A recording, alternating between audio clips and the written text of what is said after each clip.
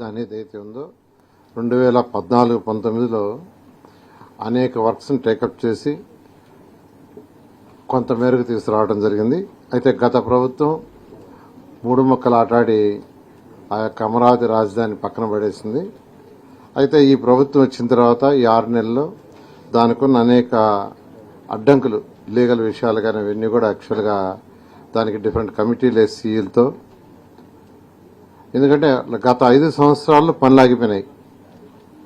పని వాళ్ళని క్యాన్సిల్ చేసి డ్రాప్ చేశారంటే చేయలే, ఏజెంట్లు అట్నే ఉంచేశారు. ఏజెంట్లు అలా ఉంచేశారు, వాళ్ళ ఇన్ఫ్రాస్ట్రక్చర్ ఇక్కడే ఉండిపోయింది, క్లోజ్ చేయలేదు. అయితే 5 సంవత్సరాల తర్వాత ఇప్పుడు చేయమంటే వాళ్ళు 5 సంవత్సరాల క్రితం 2017, 18, 19 ఇచ్చిన టెండర్లు ఇప్పుడు చేయలేమని వాళ్ళు చెప్పటం, దాని మీద అది క్లోజ్ చేయడానికి నిర్ణయించుకుని కమిటీ వేసాము. ఆ కమిటీని 24వ తేదీ 7వ నెలలో సీఈలతో కమిటీ వేస్తే ఆ కమిటీ డిస్కస్ చేసి 30/10/24 అక్టోబర్ 30వ తేదీ సబ్మిట్ చేయడం జరిగింది. దాన్ని 27/11 యాక్చువల్గా అది క్యాబినెట్ అప్రూవ్ చేసింది.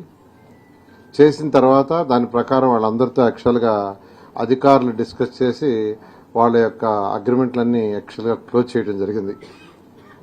ఎవరైతే అమరావతి రాజధానిలో రోడ్లు కావచ్చు, రోడ్లలో ట్రంక్ రోడ్స్, మెయిన్ రోడ్స్, అదేవిధంగా లేఅవుట్ రోడ్స్, అదేవిధంగా 3600 బిల్డింగ్స్, ఇవన్నీ కూడా యాక్చువల్గా క్లోజ్ చేయడం జరిగింది.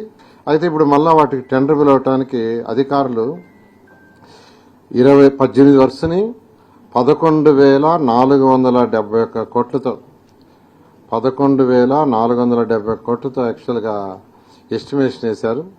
నేను అథారిటీకి పెట్టారు, అథారిటీ అప్రూవ్ చేసింది. ఇవాళ క్యాబినెట్కి పెడితే క్యాబినెట్ అప్రూవ్ చేయడం జరిగింది. అయితే ఇందులో యాక్చువల్గా అప్పుడు రేట్లకి ఇప్పుడు రేట్లకి తీసుకుంటే అమరావతి రాజధాని ఏదైతే ఉందో